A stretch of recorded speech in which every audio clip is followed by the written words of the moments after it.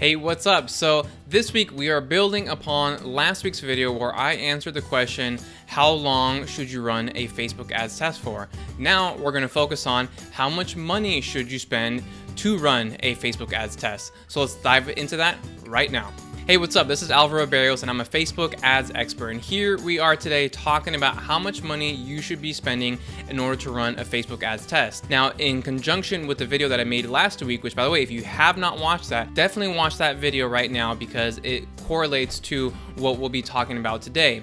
But I'm going to give you the same caveat I told you last week, where there are no universal truths when it comes to Facebook advertising. All the advice I'm going to give you today, it's general guidelines. You, at the end of the day, want to test things for yourself. I'm simply going to give you the information that has worked for me and has worked well for my clients, but it doesn't mean necessarily it's going to work well perfectly for your business. But give it a try, and if it doesn't work, then you can test things out and see what the magic formula is for your business. So the question here that we're focusing on today is, how much money should you be spending to run a Facebook ads test? Now, I'll be honest, the answer to this is a little bit more complicated than one might think. It depends on what your goal is, what your profit margin is, and what type of campaign it is that you're running. If you're running a lead generation campaign, your budget is going to be different if you're running a webinar campaign, for example, or it's going to be different if you're running an e-commerce campaign where you're trying to get people to purchase a specific product. So let's keep things simple and focus on just one at a time, and I'll create a series out of this. How much money should you spend if you're doing lead generation? How much money should you be spending if you're doing a webinar launch where you're trying to get people to buy your online course, etc. So today we're going to keep it simple and start with part one, is how much should you be spending for a lead generation campaign to run a test. So here in lead generation, you want to focus on your specific metric, the goal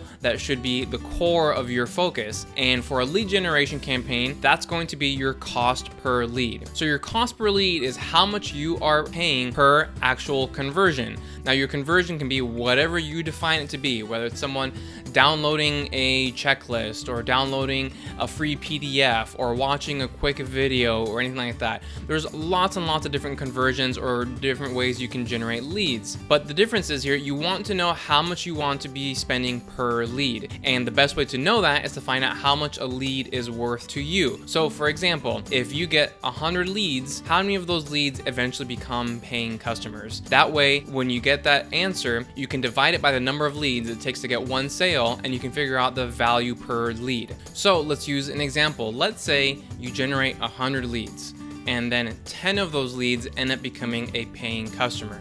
That means 10% of your leads end up being a paid customer. And let's also say that those 10 customers end up paying $100. They pay you for a $100 service or product or whatever it is that you're selling. So that means you generated $1,000 with those 100 leads. That means that you take 1,000 divided by 100 and then you get $10. That means each lead you generate to you in this business, in this scenario, is worth $10. So you know that any lead you bring in, you have to be coming in at less than $10, otherwise you're losing money. So 9 is the maximum amount you want to be paying for these customers, $9. But obviously if you're paying less, if you're paying $7, $6, $5, even $1, your profit margin is going to be bigger. All right, so in this scenario, we're saying each lead is worth $10. So let's keep using that. And let's say you want a 50% profit margin for your leads. So that means you need to be generating your leads at $5 per lead. If you're coming in under that, excellent. If you're coming in above that, it means your profit margin isn't as high as you want it to be. So even though you're still making money at a $7 lead, you're not making that 50% margin that you would in that you're shooting for in the $5 lead scenario. So let's say we've done all this work, we've figured out how much a lead is worth to us, we figured out how much profit margin we want to make per lead. Now we just have to go and execute. So we want that 50% margin. That means we need a $5 lead. And so how much do we spend per ad set or per test? Well, I always say anytime you start running a lead generation campaign, you want to be spending at least 3 to 5x the amount that you're willing to pay for that lead. So in this scenario, with a $5 lead, you want to be spending a minimum of $15 per ad set. And the reason why that is because you want to give the algorithm enough data to get leads every single day. If you're only giving the algorithm, for example, $3 a day to spend or $5 a day,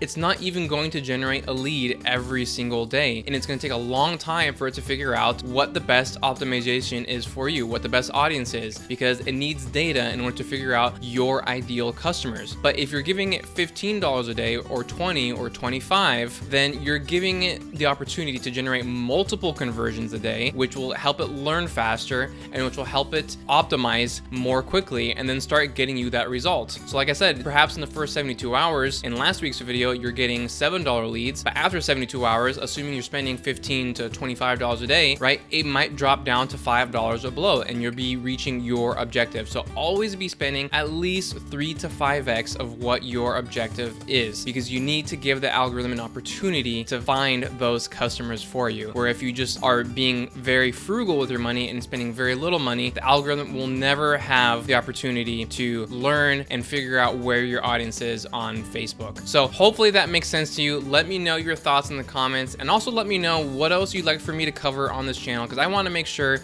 that I am covering your most pressing questions to help you increase the performance of your Facebook and Instagram ads campaign. So that's all I have for you this week.